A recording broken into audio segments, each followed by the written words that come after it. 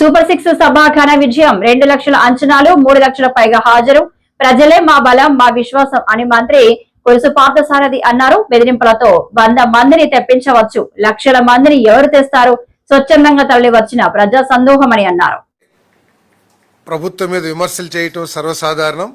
ప్రతిపక్షం తప్పకుండా విమర్శలు చేస్తుంది. దాని మీద అధికార పక్షం తాము చేసిన మంచి కార్యక్రమాలు ఏంటో ప్రజలకు తెలియజేస్తుంది. కానీ చంద్రబాబు ఏదైనా బావిలో దూకి చావాలి, ఇదంతా ఏంటంటే ఆయన దిగజారుడు రాజకీయాలు, తన మీద తాను నమ్మకం కోల్పోతున్న పరిస్థితికి అర్థం పడుతుందని చెప్పేసి నేను చాలా స్పష్టంగా చెప్తా ఉన్నాను. నేను చాలామంది ముఖ్యమంత్రులు, చాలామంది ప్రతిపక్ష నాయకులు ఈ రాష్ట్రంలో చూశాం. కానీ ఇంత దిగజారి భాషాజాలం వాడిన వారిని మాత్రం మొట్టమొదటిగా వీరినే చూస్తుందని చెప్పేసి మనం చేస్తానని. ముఖ్యమంత్రి గారి వయసుని గౌరవించాలి. ఎవరైనా సరే వారికి ఉన్న ఎక్స్పీరియన్స్ని, అనుభవాన్ని గౌరవించాలి. సరే, వారు చేస్తున్న తప్పులు కానివ్వండి, వారి విధానాల్లో లోపాలు ఏదైనా ఉంటే ఎత్తి చూపొచ్చు. కానీ హరిరామ హరే కృష్ణ అంటే ఇంట్లో కూర్చోవాలి, లేకపోతే బావిలో దూకి చావాలి అని చెప్పటం ఇంతకంటే నీచం ఉండదని చెప్పేసి నేను భావిస్తాను. మరి వారు ఈ సంవత్సరంలో ప్రభుత్వం ఏమీ చేయలేదు, సూపర్ 6లో అసలు ఏమీ చేయలేదు అన్నట్టు మాట్లాడుతూ ఉన్నారు. ముఖ్యంగా పెన్షన్ల గురించి చాలా గొప్పగా చెప్పుకున్నారు. తాను చాలా బాగా ఇచ్చినట్లు, ఈ ప్రభుత్వం ఆ పెన్షన్ అన్నింటినీ కూడా తగ్గించేసి ప్రజలకి అన్యాయం చేస్తున్నట్లు చెప్పడానికి ప్రయత్నం చేశారు. నేను జగన్మోహన్ రెడ్డి గారిని ఒకటినే ప్రశ్నిస్తున్నాను. నేను ప్రభుత్వం తరపున ఒకటి మాత్రం నేను చాలా స్పష్టంగా చెప్పగలను. ఎక్కడా కూడా మేము పెన్షన్లు తొలగించలేదు. గతంలో ఇవ్వబడ్డ పెన్షన్లు ఏదైతే ఉన్నాయో వాటిలో ఒక్క పెన్షన్ కూడా తొలగించలేదని చెప్పేసి నేను మనవి చేస్తా ఉన్నాను. నేను మీరు చాలా గొప్పగా చెప్పుకుంటున్నారు, మేము చాలా పెన్షన్లు బాగా ఇచ్చామని చెప్పేసి.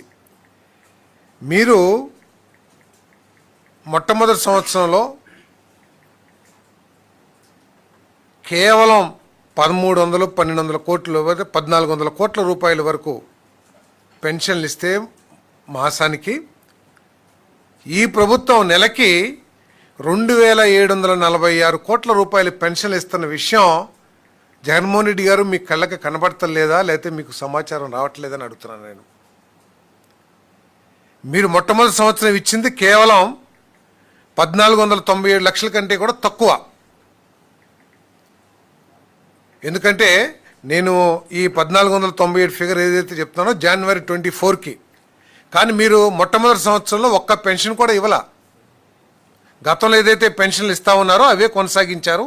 2250 కాడికి లెక్కడితే అది 1400 కోట్ల కంటే కూడా చాలా తక్కువ ఉంటుంది. కానీ మేము 2746 కోట్లు వచ్చిన రోజు నుంచి ఇచ్చాం. మేము దయచేసి అర్థం చేసుకోమని చెప్పేసి మనం చేస్తాం.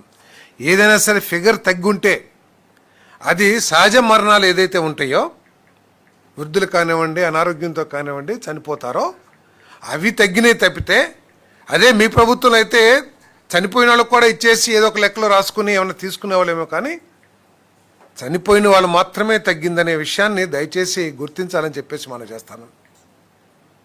పోరు ఈ ప్రభుత్వం పెన్షన్లు ఇవ్వలేదని చెప్తున్నారు. మీరు కూడా మొట్టమొదటి సంవత్సరం ఎన్ని పెన్షన్లు ఇచ్చారో చర్చకి వస్తే మేము సిద్ధంగా ఉన్నామని చెప్పేసి మనం చేస్తామండి. మేము మొట్టమొదటి సంవత్సరంలోనే ఎవరైతే వితంతువులు ఉంటారో, భర్తను కోల్పోయి పెన్షన్ పొందుతూ భర్తను కోల్పోయిన వాళ్ళు ఎవరైతే ఉంటారో వాళ్ళకి వెంటనే పెన్షన్లు ఇచ్చే కార్యక్రమం చేస్తున్నాం. దాదాపు 1,20,000 మందికి అటువంటి పెన్షన్లు కూడా ఇవ్వటం జరిగిందని చెప్పేసి నేను ఈ సందర్భంగా నేను మనవి చేస్తా ఉన్నాను. దేశంలో ఏ రాష్ట్రంలో లేని అమౌంట్ని 4,000 నుంచి 15,000 రూపాయల వరకు కూడా వివిధ దీంట్లో కేటగిరీస్లో పెన్షన్ ఇచ్చే రాష్ట్రం ఆంధ్రప్రదేశ్. కూటమి ప్రభుత్వం, ముఖ్యమంత్రి చంద్రబాబు నాయుడు గారు అనే విషయాన్ని జగన్మోహన్ రెడ్డి గారు గుర్తించాలని చెప్పేసి మనం చేస్తాను. మరి అదేవిధంగా ప్రతి రైతుకి ఏటా 20,000 ఆర్థిక సాయం అంటున్నారు. మేము ఇవ్వలేదా? 47 లక్షల మందికి ప్రతి రైతుకి కూడా ఖాతాలో అమౌంట్ వేసాం. మొట్టమొదటి ఫేజ్ 1లో 3 విడతలకు వేస్తున్నాం. అది మొట్టమొదటి విడత అందరికీ వేసాం. కేంద్ర ప్రభుత్వం కౌలు రైతులకు ఇచ్చే పాలసీ వారికి విధానం వారికి లేకపోవటం మూలంగా ఆ కౌలు రైతులకు ఇచ్చే బాధ్యతను కూడా కూటమి ప్రభుత్వం తీసుకుందని చెప్పేసి మనం చేస్తా ఉన్నాను నేను. మీరు 13,000 ఇస్తానన్నారు ఆ రోజు. 13,000 ఇస్తానన్న దాన్ని మీరు కేవలం 7,000 రూపాయలకి తగ్గించుకున్న విషయం వాస్తవా కాదా? మేము చెప్పాం స్పష్టంగా 14,000 రాష్ట్రం నుంచి ఇస్తాం, 6,000 కేంద్ర ప్రభుత్వం ఇస్తుంది, ఇద్దరం కలిసి 20,000 అని చెప్పాం.